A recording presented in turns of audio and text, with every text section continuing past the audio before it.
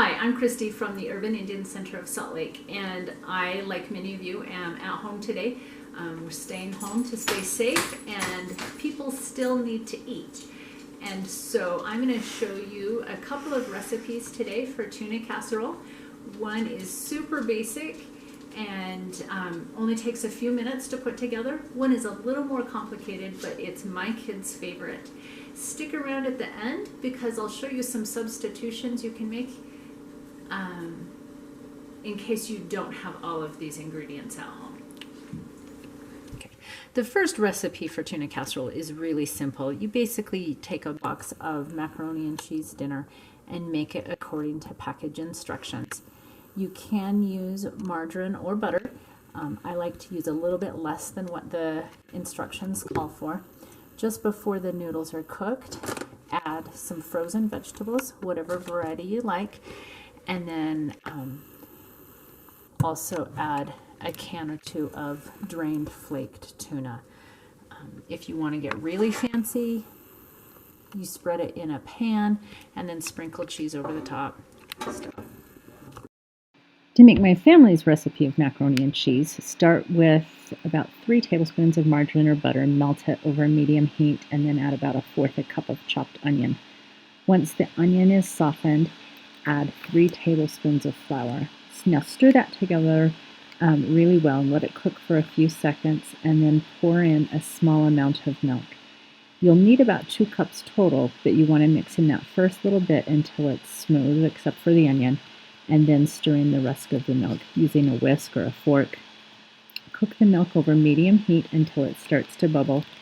Keep stirring it up off the bottom of the pan so it doesn't scorch, but let it cook for about 4 to 5 minutes.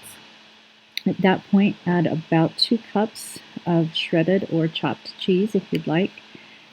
Stir it until it's melted, and add salt, pepper, and any other seasonings to taste.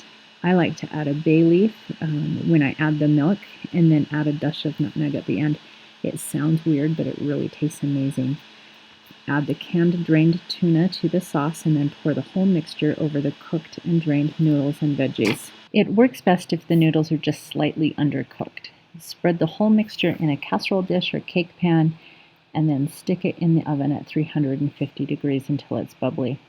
Serve with a side of canned, frozen, or fresh vegetables for a delicious meal.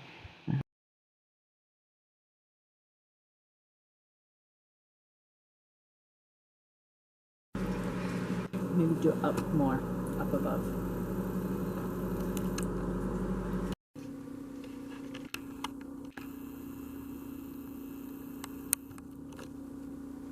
Okay, so now we've talked about the 2 different recipes and how to make them, and it's likely that you have most of these ingredients in the pantry, but what if you don't? There are some easy substitutions that you can make.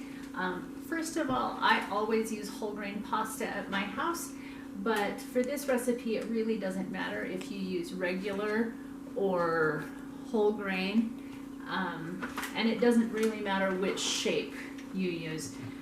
Sometimes I even use spaghetti, which doesn't make my kids very happy, but honestly, it tastes just fine.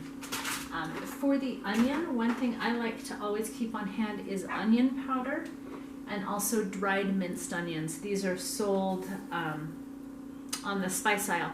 And I like these because when I'm in a hurry and I don't have time to chop, I can just grab a handful and throw them in. They also will store for years if you keep them in a closed container, even in the freezer. So if you don't have fresh onion, you can use the onion powder or the dried minced onion. And then the last thing is the milk.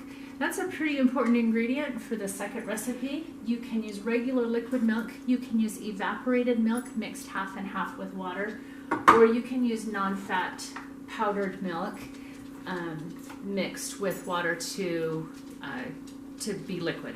So there's options. On the cheese, you can leave the cheese out if you need to. You can try different flavors. I've used Monterey Jack, I've used pepper jack, I've used cream cheese. You can really get creative on that. The cheese is a way of adding some extra flavor and some extra protein. And so it is a pretty flexible recipe, and you can make modifications based on what you have on hand. Thank you so much for joining us today. I hope that this recipe works for you. Please leave a comment, let us know what you think, and come back again soon for more recipes.